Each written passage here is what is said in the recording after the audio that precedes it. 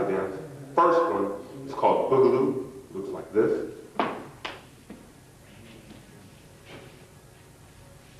Things like that, lots of rolling things. Another dance is called Locking, which looks like this. And pretty much that's what I'm going to be doing. Go some music, I'll show you.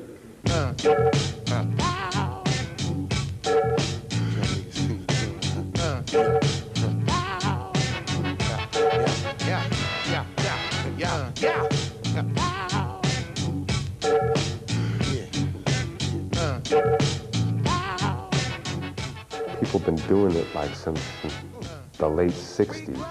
You know, I see old films that just blow my mind. You know, there really isn't too much new under the sun, you know, and the things I'm trying to do now are almost like an adaptation of like old Nicholas Brothers moves from the 50s. So, you know, the history, you know, goes back way further than the fads, you know. Hey, you, the rock steady crew, B-boy breakers and let you boogaloo. Hey, you, the rock steady crew, I'm too sure what you do. Make a break, make a move. Put down, I put my foot down, and then I make a salute, I put my root down. I'm like sweetie pie by the soul that like it. Everybody that want to jump is saying something electric, I guess you'd expect to catch the crew rhyming. Never let you down. What happened in the early 80s, breakdancing and hip-hop and the whole street culture got this great big boost from films like Flashdance. You know, the media caught on to it. That was like the first time that a lot of West Coast people, like myself, got to see breakdancing for the first time. Hey, you, the rock steady crew, show what you do. Make a break, make a move. Hey, you, the rock steady crew, B-boy breakers and let you boogaloo. Hey, you. Pretty much that media boom, anything that had the word street attached to it.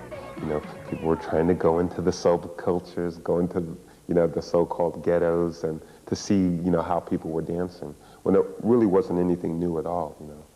But it had just hit the media like around that time.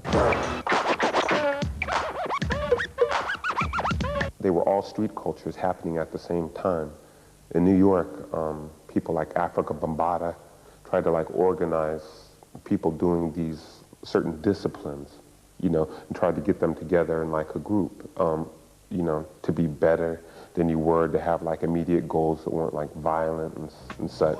So I've heard in California, people were just trying to just outdance each other. When I love up, you, who's calling bluff? Hey, yo, John is chillin', dirty cat Dylan. What more can I say? We livin', that's what we got it good. And since you understood, we. Almost all this dancing has to do with like battling or, you know, challenging someone.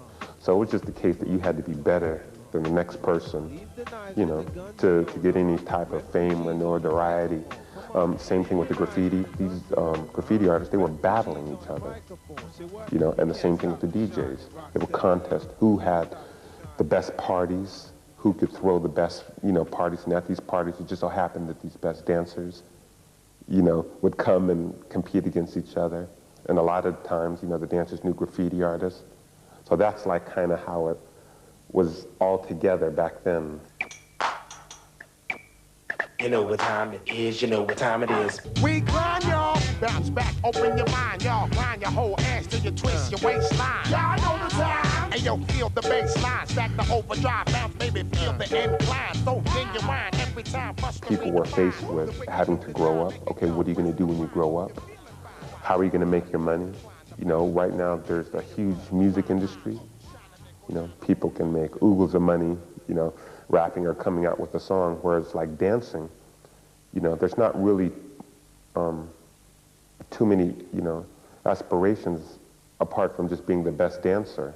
You know, if you get famous dancing, that doesn't make you rich. You know, people don't go out to the store to buy rap, you know, or pardon me, dance videos. You know what I mean? So what happened when everybody started to get real concerned with money and things, you know, things took on their separate paths. Like certain acts sort of killed the dance and music connection, like MC Hammer. After he sort of went away, artists didn't want to have like dancers that were, you know, too acrobatic or jumping up and down too much in their videos, only until just recently. Can't touch this. You know, when people are trying to go back and bring back the old culture, old school.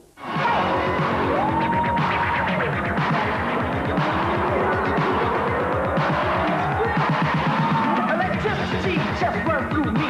Digital with the capital D. The Nicholas brothers, Fayard and Harold Nicholas, old tap dancers, they were incredible. You see there's a lot of dancers that are happening now. There's a guy named Storm in Germany that's fantastic. You know, he has a very like gymnastics type of style. There's a group in Copenhagen, some friends of mine, they're called Out of Control, and they're incredible.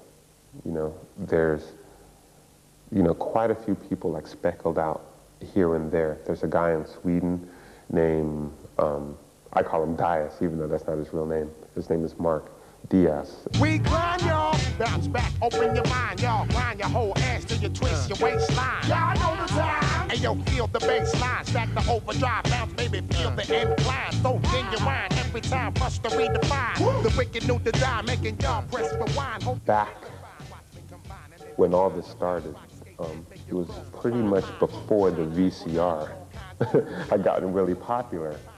So like a lot of legends were born, you know, like really quickly. I had a friend, his name is Dana Durham, who lives in the United States.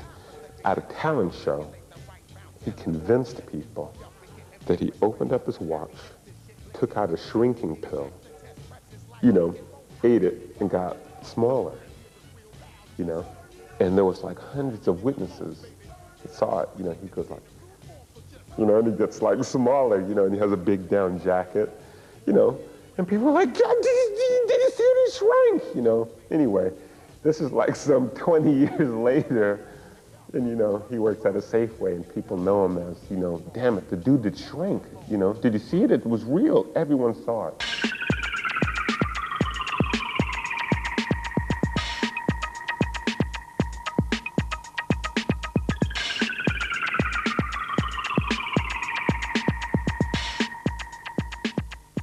I think it's pretty much gone back to where it's begun, you know, people just doing it for the love of the dance. I mean, the only way it's come more into the eye of people, you know, has been through dance schools such as this, you know, Dance Center, the plug for the Dance Center, and videos that have this type of dancing in it.